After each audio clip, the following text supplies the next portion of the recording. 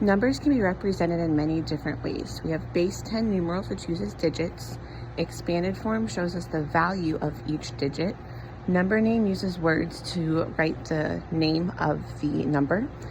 And base 10 blocks help us build and then eventually sketch the numbers. We're going to start with the base 10 numeral. Our number here is 265. Base 10 numeral is exactly as we would write it with digits. So we would have 265. I'm going to build my number next. So I'm going to use a place value chart. Since I have 3 digits, hundreds, tens, and ones, I'm going to make sure I have 3 spots in my place value chart for the hundreds, tens, and ones. The digit 2 tells me that I have 2 hundreds, and I use squares to show hundreds, and each one of these squares represents 100 tiny cubes. I have 6 tens, and I'm going to use sticks to show me my tens. I'm going to sketch these with an imaginary 10 frame, which means I'm going to have rows of 5 to represent my tens. So that's 1, 2, 3, 4, 5, and then my 6th one goes down at the next row. And then I have 5 ones. And again, there are 10 of these ones in 110 and 100 of these ones in 100. So now I can figure out the value of this number by counting it out. So again, each 100 block is 100, so that's 100, 200, 210, 220, 230, 240, 250, 260, 261, 262, 263, 264, 265. 2 100s equals 200. If I have 6 tens, that's 10, 20, 30, 40, 50, 60. And each one represents 1, so if I have 5 of those, that'd be plus 5. And then for number name, I use words to help me figure that out. Just like we use words and letters to write our own names, numbers have the same thing. So I have 200.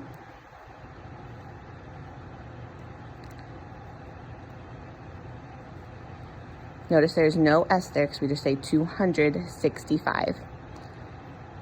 60 dash, don't forget the dash, 5.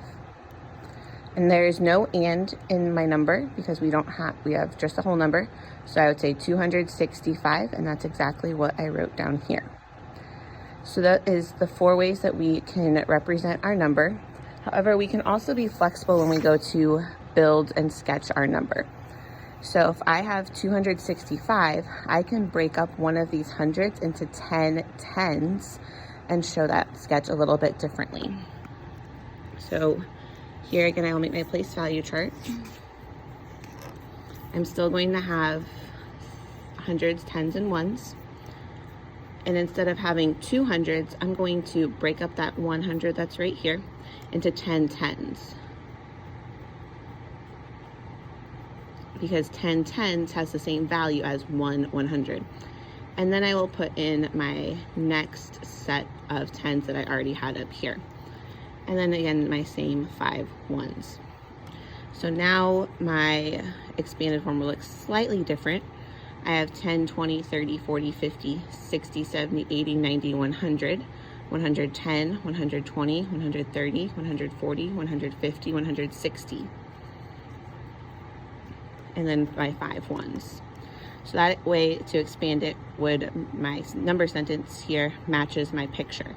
There are other ways to be flexible with that number as well. I could break up one of my tens, one or more of my tens, and break those up into 10 ones and keep my hundreds the way they are. So there's lots of different ways to be flexible with our numbers. I can also represent a number by telling how many tens, hundreds, and ones are in that number. So this number has 4 tens, 2 hundreds, and 9 ones. So if a number has 2 hundreds, for my base 10, I know I'm going to write a 2. 4 tens means I will have a 4 in the tens place. And 9 ones tells me I have 9 in the ones place. So when I go to sketch this out, that number now is 249. Again, remember my sketch could be showing a flexible representation. I'm going to show just the standard way here with 200s, 4 10s, and 9 1s.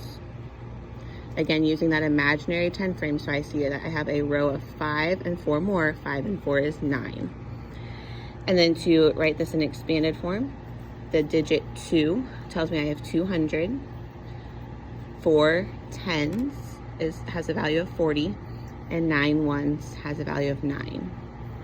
I can double check by counting 100, 200, 210, 220, 230, 240, 241, 242, 243, 244, 245, 246, 247, 248, 249.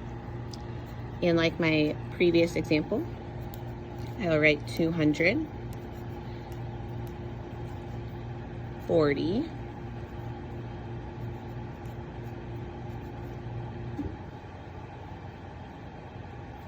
9. I'm sorry, I made a spelling mistake there. There we go. So again, base 10 numerals use digits.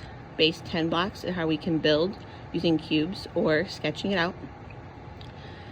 Expanded form shows the value of each of my digits, and number name tells me with words what my number is called.